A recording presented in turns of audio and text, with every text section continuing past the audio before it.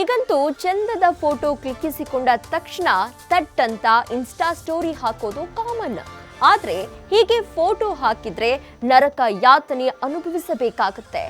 Likes, comments ಅಲ್ಲ, ನಿಮ್ಮ ಬಾಳಿಗೆ ಬ್ಲ್ಯಾಕ್ ಮೇಲ್ ಅನ್ನೋ ಭೂತ ವಕ್ಕರಿಸಿ ಬಿಡುತ್ತೆ. ಇದಕ್ಕೆ ನೇರ ನಿದರ್ಶನ ತಾಯಿ ಮಗಳ ಈ ರಿಯಲ್ ಕಹಾನಿ.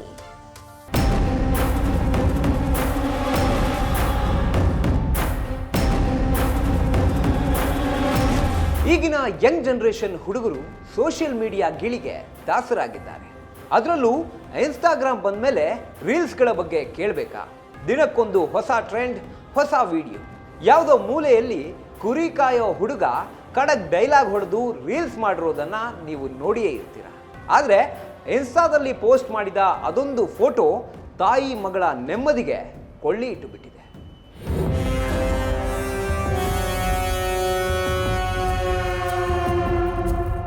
ಹೌದು, ಯಲಹಂಕ ಸರ್ಕಾರಿ ಕಾಲೇಜಿನಲ್ಲಿ ದ್ವಿತೀಯ ಪಿಯುಸಿ ಓದ್ತಾ ಇರುವ ಯುವತಿ ಬದುಕಲ್ಲಿ ಇನ್ಸ್ಟಾದಲ್ಲಿ ಹಾಕಿದ್ದ ಪೋಸ್ಟೇ ಉರುಳಾಗಿದೆ. ಸಂತ್ರಸ್ತೆ ಕಳೆದ ಮೇ 2023ರಲ್ಲಿ ಇನ್ಸ್ಟಾ ಅಕೌಂಟ್ ಕ್ರಿಯೇಟ್ ಮಾಡಿ ರೀಲ್ಸ್, ಫೋಟೋ ಅಂತ ಹಾಕ್ತಿರ್ತಾಳೆ. ಈ ವೇಳೆ ಅಕೌಂಟ್ಗೆ ಸಂತ್ರಸ್ತೆ ತಾಯಿಯ ನಗ್ನ ಫೋಟೋವನ್ನ ಕಿಡಿಗೇಡಿಯೊಬ್ಬ ಕಳಿಸಿರ್ತಾನೆ. ಜೊತೆಗೆ ನಿನ್ನ ಬೆತ್ತಲೆ ಫೋಟೋ ಕಳಿಸು, ಇಲ್ಲದಿದ್ದಲ್ಲಿ ಸೋಷಿಯಲ್ ಮೀಡಿಯಾದಲ್ಲಿ ತಾಯಿಯ ಫೋಟೋ ಹಾಕೋದಾಗಿ ಬೆದರಿಸ್ತಾನೆ. ಹೆದರಿದ ಯುವತಿ ತನ್ನ ನಗ್ನ ಫೋಟೋವನ್ನ ಕಳಿಸಿದ್ದಾಳೆ. ವಿಪರ್ಯಾಸ ಅಂದ್ರೆ ಇಷ್ಟಕ್ಕೆ ಸುಮ್ಮನಾಗದ ಆ ಕಿಡಿಗೇಡಿ ಹುಡುಗಿಯ ಫೋಟೋವನ್ನ ಶೇರ್ ಮಾಡಿದ್ದಾನೆ. ಕಿರಾತಕನ ಕಾಟಕ್ಕೆ ಬೇಸತ್ತ ಹುಡುಗಿ ಸದ್ಯ ಪೊಲೀಸ್ ಠಾಣೆಯ ಮೆಟ್ಟಿಲೇರಿದ್ದಾಳೆ. 2023ರ ಮೇ ತಿಂಗಳಲ್ಲಿ ನಾನು ಇನ್ಸ್ಟಾ ಅಕೌಂಟ್ ಕ್ರಿಯೇಟ್ ಮಾಡಿದ್ದೆ. ಸೆಪ್ಟೆಂಬರ್ 2023ರಲ್ಲಿ ಭೂಮಿಕಾ ಚಿನ್ನು 974 ಎಂಬ ಖಾತೆಯಿಂದ ನನ್ನ ಕುಟುಂಬದ ಮತ್ತು ನನ್ನ ತಾಯಿಯ ನಗ್ನ ಫೋಟೋ ಬಂದಿದೆ. ಅಷ್ಟೇ ಅಲ್ಲ, ಭೂಮಿಕಾ ಚಿನ್ನು 974 ಐಡಿಯಿಂದ ನನಗೆ ಮೆಸೇಜ್ ಮಾಡಿ ನಿನ್ನ ಫೋಟೋವನ್ನು ಕಳಿಸು, ಇಲ್ಲ ಅಂದರೆ ನಿನ್ನ ತಾಯಿಯ ಫೋಟೋಗಳನ್ನು ಸೋಷಿಯಲ್ ಮೀಡಿಯಾದಲ್ಲಿ ಪೋಸ್ಟ್ ಮಾಡೋದಾಗಿ ಬೆದರಿಸಿದ್ರು.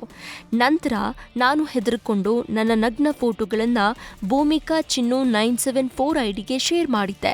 ಬಳಿಕ ಏಪ್ರಿಲ್ 9ರಂದು ಭೂಮಿಕಾ ಚಿನ್ನು 974 ಐಡಿಯಿಂದ ನನ್ನ ಫೋಟೋಗಳನ್ನು ನನ್ನ ಸ್ನೇಹಿತರಿಗೆ ಮತ್ತು ನನ್ನ ಮಾವನಿಗೆ ಶೇರ್ ಮಾಡಿದ್ದಾರೆ. ಸಾಮಾಜಿಕ ಜಾಲತಾಣಗಳಲ್ಲಿ ನನ್ನ ನಗ್ನ ಫೋಟೋಗಳನ್ನು ಹರಿಬಿಟ್ಟಿರುವ ಅನಾಮಿಕ ವ್ಯಕ್ತಿಯ ವಿರುದ್ಧ ಸೂಕ್ತ ಕಾನೂನು ಕ್ರಮ ಕೈಗೊಳ್ಳಬೇಕಾಗಿ ವಿನಂತಿ. ಅದ್ಯಾವಾಗ ದುಷ್ಕರ್ಮಿ ಕಾಟ ಹೆಚ್ಚಾಯ್ತೋ ಬೇಸತ್ತ ಹುಡುಗಿ ಅಮೃತಹಳ್ಳಿ ಪೊಲೀಸ್ ಠಾಣೆಯಲ್ಲಿ ದೂರು ದಾಖಲಿಸಿದ್ದಾಳೆ. ಪ್ರಕರಣದ ತನಿಖೆ ಕೈಗೊಂಡಿರುವ ಪೊಲೀಸರು ಆಕೆಯ ಸ್ನೇಹಿತರನ್ನ ಕರೆಸಿ ವಿಚಾರಣೆ ನಡೆಸಿದ್ರು. ಪರಿಚಯವಿರುವ ವ್ಯಕ್ತಿಗಳಿಂದಲೇ ಈ ಕೃತ್ಯ ನಡೆದಿರೋ ಶಂಕೆ ವ್ಯಕ್ತವಾಗಿದೆ.